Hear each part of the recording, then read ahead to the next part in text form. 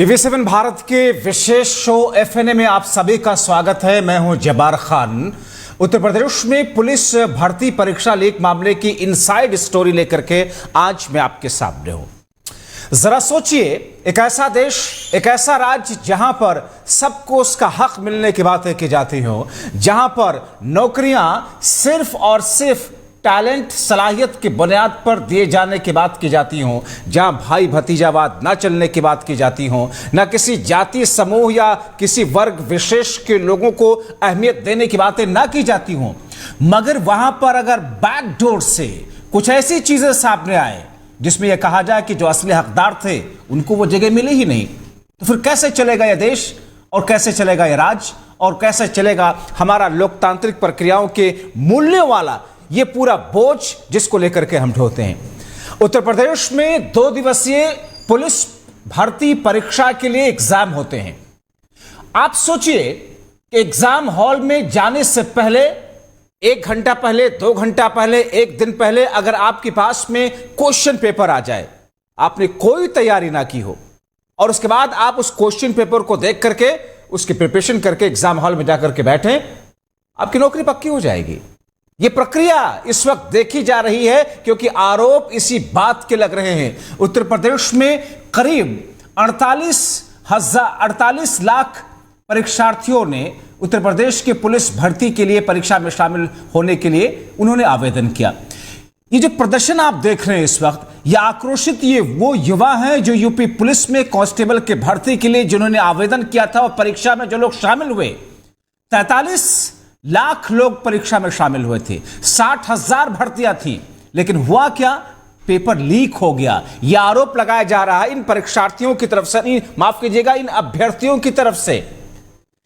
नाराज अभ्यर्थी क्या कहते हैं, सबसे पहले आइए आपको वो सुनवा देते हैं, क्योंकि जो इस वक्त स्थिति है प्रदेश की, उत्तर प्रदेश का लखनऊ, उत्तर प्रदेश का पश्चिमी यूपी, मेरठ से लेकर के गाजियाबाद से लेकर गाजीपुर से लेकर के अलग अलग जगहों पर इस वक्त अभ्यर्थियों का विरोध प्रदर्शन चल रहा है कि साहब ये पर्चे लीक हुए हैं और इस एग्जाम को दोबारा से कराया जाए, क्योंकि हम लोगों ने मेहनत की है, साल भर रगड़ करके तैयारी की है, लेकिन फायदा कोई और शख्स ले जाए जिसके पास में पैसे हैं।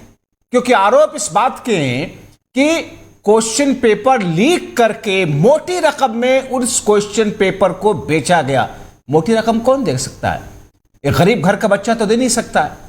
5 लाख रुपए, 8 लाख रुपए, 10 लाख रुपए उस क्वेश्चन पेपर के लिए बोली लगी है। बोली क्या लगी?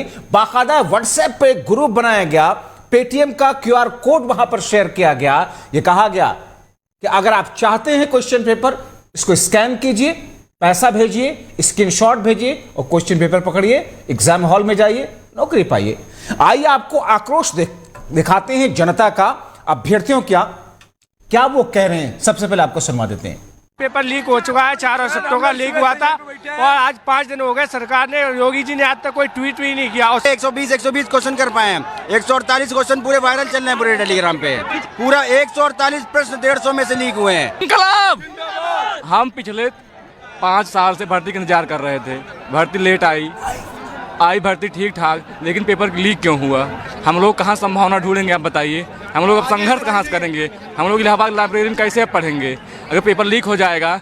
छोटे बड़े घर बच्चे पढ़ेंगे, छोटे गरीब घर बच्चे क्या करेंगे, आप बताइए। ये पेपर लीक हुए इतने दिन हो गया है, लेकिन सरकार का कोई एक्शन नहीं है। प्रूफ दे दिया गया है, लेकिन किसी तरह कोई एक्शन नहीं है। हमारी एक ही मांग है कि री एग्जाम होना चाहिए। अब ऐसे में इन अभ्यर्थियों की मांग तो जायज है कि साहब चूंकि पेपर लीक हुआ इसलिए एग्जाम कराया जाए, मगर इसमें पुलिस भर्ती बोर्ड का क्या रोल है? पुलिस भर्ती बोर्ड ने इस पर क्या कहा? उससे पहले आपको बताएं कि सरकार की तरफ से यह कहा जा रहा है कि साहब हमें इस बात की कोई जानकारी नहीं है कि पेपर लीक हुआ है। उत्तर प्रदेश के डिप्टी सीएम केशव प्रसाद मौर्य ने कहा कि मुझे इस बात की जानकारी नहीं कि पेपर लीक हुआ है। लेकिन आज 23 फरवरी है और इस बीच में हंगामा बढ़ता देख करके उत्तर प्रदेश पुलिस भर्ती बोर्ड ने कहा कि जिसके पास में कोई प्रूफ हो तो वो प्रूफ लेकर के 23 फरवरी को शाम 6 बजे तक, यानी कि अगले 50 मिनट का वक्त और बचा हुआ है, जिसके पास में किसी भी तरह का कोई प्रूफ हो, कोई एविडेंस हो, वो यूपी पुलिस भर्ती बोर्ड को दे सकता है, यह कहा गया। लेकिन ये पूरा मामला जिस तरीके से हंगामे की शक्ल अख्तियार करता हुआ दिखा, क्योंकि ये तो वो मामला है जिसकी बुनियाद पर हमारे देश में चुनाव होता है, जो हमारे चुनाव के मुद्दे में प्रमुख मुद्दे बनते हैं। राजस्थान में पेपर लीक का मुद्दा बीते वक्त में जो विधानसभा का चुनाव हुआ उसमें मुद्दा बना। अलग अलग राज्यों में पेपर लीक का मुद्दा एक बड़ा चुनावी मुद्दा बनता है, लेकिन इस वक्त पेपर लीक का एक बड़ा मामला सामने आता है। लेकिन पेपर लीक के इस बड़े मामले में सरकारें खामोश, प्रशासन खामोश, पुलिस विभाग खामोश, पुलिस भर्ती बोर्ड खामोश और सड़कों पर चीखते चिल्लाते फरियाद करते हुए हैं। तो तस्वीरों में जो आप देख रहे हैं इस वक्त इस विंडो में मेरे बगल में, ये वो अभ्यर्थी हैं जो अपने भविष्य के लिए जिन्होंने मेहनत की थी। आइए आपको ये पूरा मामला ग्राफिक के माध्यम से एक बार समझाते हैं और उसके बाद अपने सहयोगी की तरफ भी चलेंगे, लेकिन आपको समझाते हैं कि ये पूरा मामला था क्या, हुआ कैसे। ये देखिए, परीक्षा शुरू होने से पहले पेपर लीक का गंभीर आरोप लगता है। जो सवाल परीक्षा में आए हुए थे वही सवाल पेपर लीक जो हुआ उसमें थे। अभ्यर्थी दोबारा परीक्षा आयोजित कराने की मांग कर रहे हैं। प्रदेश के अलग अलग हिस्सों में अभ्यर्थी का विरोध प्रदर्शन चल रहा है। मेरी जानकारी में कोई पेपर लीक नहीं हुआ है, यह उप मुख्यमंत्री उत्तर प्रदेश के डिप्टी सीएम केशव प्रसाद मौर्य कहते हैं। इतना हंगामा मचा हुआ सड़कों पर, मगर उत्तर प्रदेश के डिप्टी सीएम को इस बात की जानकारी नहीं है। यह जब हुआ जबकि बाकायदा व्हाट्सएप पर ऐसे नेक्सस करने वाले लोगों ने, ऐसे माफियाओं ने, पेपर लीक माफियाओं ने बाकायदा व्हाट्सएप पर ग्रुप बनाया और उस ग्रुप में लोगों को ऐड किया। उनके पास नंबर कहां से आए लोगों के, उनके पास डेटा कैसे पहुंचा कि कौन कौन से वो अभ्यर्थी हैं जिन्होंने आवेदन डाला हुआ है। वहीं पर जांच तो वहां भी होनी चाहिए। उसमें क्यूआर कोड डाला जाता है पेटीएम का और उस क्यूआर कोड के माध्यम से वो मोटी रकम, मोटा पैसा वसूलते हैं। जाहिर तौर पर यह एक ऐसा मामला है जिसे लेकर के संवेदनशीलता की जरूरत है, सख्ती की जरूरत है, ताकि जो लोग उस मकाम पर पहुंचे वो उसके हकदार हों, असली हकदार हों। अब आपको बताते हैं इस पूरे मामले के एक अलग प्लेट को ग्राफिक के जरिए आपको समझाते हैं कि कब हुआ था एग्जाम, क्या है पूरा मामला, कितने लोग इसमें शामिल हुए। अब देखिए किस तरीके से 17 और 18 फरवरी 2024 को परीक्षा आयोजित की गई थी। 48 लाख से ज्यादा युवाओं ने आवेदन दाखिल किया था। यूपी के सभी 75 जिलों में यह एग्जाम आयोजित किया गया था। आवेदकों की ज्यादा संख्या के कारण 2 शिफ्टों में परीक्षा कराई गई थी, सुबह 10 बजे से 12 बजे तक, दोपहर 3 बजे से 5 बजे तक। भर्ती परीक्षा पेपर में कुल 150 सवाल पूछे गए थे। 150 सवाल उस पेपर में, असली पेपर में पूछे गए, मगर जो फर्जी पेपर था, माफ कीजिएगा, जो लीक पेपर था, 150 में से 148 क्वेश्चन उसमें थे, उनके जवाब थे, उनके सवाल थे। अब जो हंगामा इस वक्त कर रहे हैं या जो फरियाद इस वक्त कर रहे हैं, उनका कहना है कि हमने तो 140-42 हमने सवालों के जवाब दिए हैं, जिनको 148 सवाल पहले से मिल गए, तो हमने दिन रात मेहनत करके 140-42 सवाल हम कर पाए, वो तो मुफ्त में बैठे बैठे पैसा दे करके 148 से 50 सवाल वो कर गए होंगे, नौकरियां उनको होंगी। और ये गंभीर सवाल है। और इस गंभीर सवाल को लेकर के आज जब TV7 भारत ने उत्तर प्रदेश के अलग अलग शहरों में जाकर के जायजा लिया, लखनऊ से लेकर के गाजियाबाद से लेकर के गाजीपुर से लेकर के लखीमपुर खीरी से लेकर के नोएडा तक में अलग अलग जगहों पर जिस तरीके से विरोध प्रदर्शन हुआ, क्या तस्वीरें थी, आपको लखनऊ की तस्वीरें दिखाते हैं, हमारे सहयोगी की एक रिपोर्ट दिखाते हैं। संजीव सिंह ने जब विरोध प्रदर्शन हुआ था, किस किस्म की भीड़, कैसा आक्रोश था, देखिए। पुलिस भर्ती पेपर लीक मामले के बाद आज राजधानी लखनऊ में तमाम जो परीक्षार्थी हैं, आप देख सकते हैं राजधानी के इको गार्डन में तमाम जो परीक्षार्थी हैं वो प्रदर्शन कर रहे हैं और कहीं न कहीं जो भर्ती में जिस तरह से पेपर लीक हुआ है उसको लेकर के नाराजगी व्यक्त कर रहे हैं तमाम, क्योंकि भर्ती बोर्ड न्याय दो, एक ही मांग एक ही काम और तमाम तरह के बैनर के साथ तमाम जो परीक्षार्थी हैं वो इको गार्डन मौजूद है। आप देख सकते हैं उत्तर प्रदेश पुलिस परीक्षा पेपर लीक और तमाम जितने भी परीक्षार्थी हैं वो यहाँ पर प्रदर्शन कर रहे हैं, कहीं न कहीं यूपी के योगी सरकार से न्याय की गुहार कर रहे हैं। क्या जिस तरह से पेपर लीक हुआ उसके बाद आज तमाम संख्या में देख सकते हैं हुजूम, अगर बात की जाए तो इको गार्डन में तमाम जो हुजूम है और न्याय की गुहार है कि जो पेपर लीक हुआ उसमें दोषी कौन है, उसके खिलाफ कार्रवाई की जाए। मैं थोड़ी देर में अपने सहयोगी की तरफ रुख करूंगा कि इस पूरे मामले को लेकर के उत्तर प्रदेश की सरकार क्या एक्शन ले रही है, उत्तर प्रदेश पुलिस भर्ती बोर्ड क्या एक्शन ले रहा है और क्या ऐसे गुनहगारों तक पुलिस पहुंच पाएगी या नहीं। कोई एफआईआर दर्ज हुई नहीं हुई, लेकिन आपको बताएं ये पूरा नेक्सस क्या है। ये अचानक तो नहीं हुआ कि उत्तर प्रदेश में पुलिस कांस्टेबल की भर्ती के लिए परीक्षा होनी है और उसका पेपर लीक हो गया। इससे पहले अलग अलग जगहों पर अलग अलग राज्यों की परीक्षाओं में हमने देखा किस तरीके से केंद्रीय परीक्षा हो या फिर राज्यों की परीक्षा हो, किस तौर पर पेपर लीक्स के मामले सामने आते रहे। क्या हमारे देश में कोई ऐसा मैकेनिज्म नहीं है कि पेपर लीक होने से रोका जा सके? और जब कोई पेपर लीक होता है तो क्या पेपर लीक करने वाले खुद से अंदाजा लगा करके पेपर तैयार करते हैं?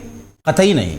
इसका मतलब यह है कि एक बड़ा नेक्सस है जो सिस्टम में बैठे हुए लोग, उस पेपर बनाने वाली कमेटी से जुड़े हुए लोग या एग्जाम कराने वाले लोगों से जुड़े हुए लोगों के साथ में उनकी साठगांठ है, क्योंकि बिना इसके तो पेपर लीक हो नहीं सकता। और यह दावे के साथ में कहा जा सकता है, बहुत सारे लोग इस बात का आरोप लगा रहे हैं कि जो हमारा सिस्टम है, सिस्टम में जो बैठे हुए लोग हैं वो उस नेक्सस के साथ में जुड़े हुए, उसमें से कुछ ऐसे लोग हैं जिनकी जांच होनी चाहिए, तफ्तीश होनी चाहिए, उनको बाहर लाया जाना चाहिए, क्योंकि अलग अलग राज्यों में पैन इंडिया किस तरीके से एग्जामिनेशन के पेपर लीक्स होते हैं। इसका मतलब यह है कि एक माफियाओं का ऐसा गिरोह है जो अलग अलग राज्यों में केंद्र स्तर के एग्जाम हो या फिर राज्य स्तर के एग्जाम हो, उनकी पहुंच है अलग अलग बोर्ड्स के साथ में और उनके साथ में साठगांठ करके वो पेपर लीक करते हैं। वो पेपर लीक ऐसे तो नहीं होता है। जो एग्जामिनेशन के लिए पेपर लीक किया जाता है, जो बच्चे उसको खरीदते हैं, बच्चों के पेरेंट्स पेपर को खरीदते हैं, क्योंकि भविष्य हर किसी को प्यारा होता है। किसी को लगता है कि अगर मुझे 5 लाख 8 लाख 10 लाख रुपयों के हर्जाने से, के मुआवजे की वजह से अगर मुझे पेपर मिल जाए और मेरी पुलिस में सर्विस मिल जाए या कोई बड़ी सरकारी नौकरी मिल जाए, जाहिर तौर पर लोग ऐसा करते हैं। लेकिन इनके मुजरिमों तक सरकारें कब पहुंचेंगी? इनके मुजरिमों को बेनकाब कब किया जाएगा? 3 चीजें बहुत प्रमुखता से हैं, इसको समझने की जरूरत है कि देश में एक ऐसा नेक्सस है और बाकायदगी से आपने देखा होगा कि किस तौर पर फिल्में भी इस पर बनी है, मुन्ना भाई एमबीबीएस से लेकर के अलग अलग तरह की, लेकिन उसमें किस तरीके से सॉल्वर जाते हैं एग्जाम में, किस तरीके से इलेक्ट्रॉनिक के माध्यम से पेपर सॉल्व कराया जाता है। तो कई तरह से एग्जामिनेशन में धांधली किया जाता है, पेपर्स के एग्जामिनेशन को लेकर के, नौकरियों के एग्जामिनेशन को लेकर के, एडमिशन के एग्जामिनेशन को लेकर के या बोर्ड के एग्जामिनेशन को लेकर के अलग अलग अंदाज में, चाहे वो पेपर लीक करके, सॉल्वर के माध्यम से या फिर इलेक्ट्रॉनिक्स डिवाइस के माध्यम से, किस तरीके से वहां पर गैर अहल लोगों को, यानी कि जो उस लायक नहीं है, उनको वो जगह दिलाई जाती है। और इसके पीछे एक बहुत बड़ा कारोबार है, एक बहुत बड़ी मार्केट है और उस मार्केट में करोड़ों का पैसा उसमें लगता है और लोग बंदरबाट करते हैं। हमारे साथ हमारे सहयोगी लखनऊ से इस वक्त संजीव सिंह इसी खबर पर जांच पड़ताल के साथ में जुड़े हुए हैं। संजीव, एक संवेदनशील मुद्दा, एक अति गंभीर मुद्दा, इस पूरे मामले को लेकर क्या सरकार ने यह एक्सेप्ट किया कि पेपर लीक हुआ? क्या पुलिस बोर्ड ने, भर्ती बोर्ड ने एक्सेप्ट किया कि पेपर लीक हुआ? क्या कोई कार्रवाई शुरू हुई, कोई मुकदमा दर्ज हुआ? क्या डेवलपमेंट है अब तक संजीव? जी बिल्कुल जब्बार, आपको बता दें जिस तरह से पुलिस भर्ती जो पेपर लीक होता है 17 फरवरी, 2 दिन का पेपर था, 17 फरवरी और 18 फरवरी का दिन, और जो 17 फरवरी की दूसरी पाली में जो पेपर लीक होता है, जो 150 सवाल थे उसमें से 148 सवाल के जो जवाब है उसको लेकर के जो लीक होता है, उसको लेकर के अगर बात की जाए जब्बार, तो आज राजधानी लखनऊ में उत्तर प्रदेश के जितने भी जो अभ्यर्थी, जो परीक्षार्थी थे, वो आज इको गार्डन में धरना प्रदर्शन में बैठ चुके हैं। उनकी जो साफ मांग है कि ये पेपर लीक जिस तरह से हुआ है कि आखिरकार कार्रवाई अभी तक क्यों नहीं की गई। पिछले 5 दिन हो चुके हैं जब्बार, उसको लेकर के आज तमाम, अगर बात की हजारों की संख्या में, क्योंकि जिस तरह से उम्मीदें थी, जो अभ्यर्थी, जो परीक्षार्थी जिन्होंने एक उम्मीद लगा रखी थी कि पुलिस भर्ती में ये शामिल होंगे, हो सकता प्रूफ मांगा था, अगर किसी के पास प्रूफ है तो लेकर के आए। क्या इस पूरे मामले में कोई शिकायत दर्ज की गई है पुलिस की तरफ से? क्या इस पूरे मामले में सरकार का कोई बयान है? क्योंकि केशव प्रसाद मौर्य ये कहते हुए सुने गए कि साहब मेरी नॉलेज में पेपर लीक नहीं हुआ। जी बिल्कुल जब्बार, देखिए अभी तक सरकार की तरफ से ऐसे कोई बयान नहीं जारी किया गया, लेकिन हाँ एक बात ये साफ जाहिर है, क्योंकि जो पुलिस भर्ती के जो बोर्ड है वहां पे अभी कुछ ही देर में जो परीक्षार्थी जो अभ्यर्थी है इनका एक डेलीगेशन जाएगा, उनसे अपनी बात रखे, क्योंकि उन्होंने जो पुलिस भर्ती बोर्ड है उन्होंने साफ कहा है कि आपके जो डेलीगेशन को साफ जो है बुलाया भी गया है कि आपके पास कोई ऐसे पुख्ता जो सबूत है उसको आप भर्ती बोर्ड में शामिल करिए, उसके बाद ये जांच होगी। लेकिन अगर बात की जाए जब्बार, अभी तक सरकार की तरफ से कोई ऐसा आदेश या दिशा निर्देश भी नहीं जारी किया, क्योंकि तमाम जो अभ्यर्थी जो परीक्षार्थी यहाँ पे इको गार्डन में मौजूद हैं सुबह से डटे हुए हैं और साफ कह रहे हैं कि दोबारा निष्पक्ष जो परीक्षा कराने की बात। जी जब्बार, चलिए बहुत शुक्रिया संजीव, इन तमाम जानकारी के लिए आप निगाह बना करके रखे। तो आपने देखा किस तौर पर हमारे सहयोगी ने जब इसकी जांच पड़ताल की तो उत्तर प्रदेश की सरकार या फिर उत्तर प्रदेश पुलिस भर्ती बोर्ड या फिर पुलिस में अभी तक किसी भी तरह से इस पूरे मामले को लेकर के यह स्पष्ट नहीं किया गया है कि पेपर लीक हुआ है। अभी यही साबित नहीं हो पाया है एजेंसियों के सामने, सरकार के सामने, पुलिस के सामने, अभी यही एक्सेप्ट नहीं किया जा रहा है कि पेपर लीक हुआ है। अब आपको बताते हैं कि इस पूरे मामले में क्या कोई एक समूह है जो लोगों को बचाने की कोशिश कर रहा है, क्योंकि कहा यह जा रहा है कि जो पेपर लीक हुआ वो टेलीफोनिक माध्यम से, मोबाइल के माध्यम से, वो फोन के माध्यम से पेपर लीक हुआ। यानी कि आपके मोबाइल फोन पर व्हाट्सएप के माध्यम से वो इनविटेशन आता है, वहां पर पेटीएम का एक क्यूआर कोड आता है और जब आप उस मोबाइल के माध्यम से पेटीएम पर वो पेमेंट पे कर देते हैं या उस अकाउंट पर जब आप पैसा ट्रांसफर करा देते हैं, उसके बाद में जब आप उसका स्क्रीनशॉट शेयर करते हैं, तब जाकर के वो पेपर उन लोगों को दिया गया। जाहिर तौर पर कितने भी शातिर क्यों ना लोग रहे हों, कितने भी चालाक क्यों ना लोग हों, लेकिन इलेक्ट्रॉनिक डिवाइस के माध्यम से अगर किसी किस्म की घोटालाबाजी की गई है तो फिर जांच एजेंसियां उन तक तो बड़ी आसानी के साथ पहुंच सकती हैं। जो पेटीएम का क्यूआर कोड था, जाहिर तौर पर वो बैंक से लिंक रहा होगा। जिस बैंक अकाउंट में पैसे गए, जिन्होंने पैसे डाले, दोनों अकाउंट सामने होगा। अकाउंट में क्या नाम है, क्या डिटेल है, वो सारी डिटेल सामने आ सकती है। लेकिन जांच पड़ताल तो छोड़िए, अभी किसी भी तरह की कोई शिकायत दर्ज तक नहीं कराई गई। जिस शख्स ने पेटीएम पर ग्रुप बनाया होगा, माफ कीजिएगा, फोन पर व्हाट्सएप ग्रुप बनाया होगा, उसका नाम, नंबर या जिस भी माध्यम से उसने बनाया होगा, वो सारी डिटेल तो पुलिस के पास में आ ही सकती है, जांच एजेंसियों के साथ आ सकती है। लेकिन क्या पुलिस और जांच एजेंसियां और यूपी पुलिस परीक्षा बोर्ड इस बात का इंतजार कर रहा है कि जो अभ्यर्थी सड़कों पर हैं, जिनके भविष्य के साथ में खिलवाड़ हुआ है, वही लोग सबूत लेकर के आए? क्योंकि ऐसी भी खबरें थी कि आज 23 फरवरी के शाम 6 बजे तक के लिए उन्होंने वक्त दिया यूपी पुलिस भर्ती बोर्ड ने कि जिसके पास में कोई प्रूफ है, सबूत है, वो लेकर के आइए। तो जो काम यूपी पुलिस को करना चाहिए, जो काम जांच एजेंसियों को करना चाहिए, वो काम उन लोगों से कराया जा रहा है जो लोग इसके खुद पीड़ित हैं। लेकिन ये पूरा एक बहुत बड़ा नेक्सस है, माफियाओं की एक बड़ी जमात है, एक बड़ा गिरोह है जो पैन इंडिया अलग अलग राज्यों में फैला हुआ है और जिनका कनेक्शन है एक दूसरे के साथ में, जिनका कनेक्शन है उन बोर्ड्स के साथ में, सिस्टम में बैठे हुए लोगों के साथ में, और उस कनेक्शन तक पहुंचने की जरूरत है जांच एजेंसियों को। लेकिन क्या जांच एजेंसियां पहुंचेंगी? इंतजार करना होगा। और अगर जांच एजेंसियां पहुंचती हैं तो फिर आगे के लिए कोई ऐसा मैकेनिज्म तैयार क्यों नहीं किया जाता है ताकि दोबारा ऐसी चीजें ना हो सके, ताकि वो अभ्यर्थी जिसने सालों साल मेहनत की है इस परीक्षा के लिए, इस नौकरी के लिए, उसके बजाय कोई ऐरा गरा शख्स जिसने महज पैसे खर्च करके वो नौकरी हासिल कर ली, क्या ये इंसाफ है? क्या देश के भविष्य, युवाओं के भविष्य के साथ ये खिलवाड़ नहीं है? सोचिए, क्योंकि ये आपके हक का सवाल है। आज इसी के साथ एफएनए में अभी के लिए बस इतना ही। देश प्रदेश और दुनिया की बाकी खबरों के लिए आप बने रहिए TV7 भारत के साथ। कल किसी और विषय के साथ में एफएनए में न्यूज एनालिसिस के साथ में फिर आपके सामने होऊंगा हाजिर। तब तक के लिए इजाजत।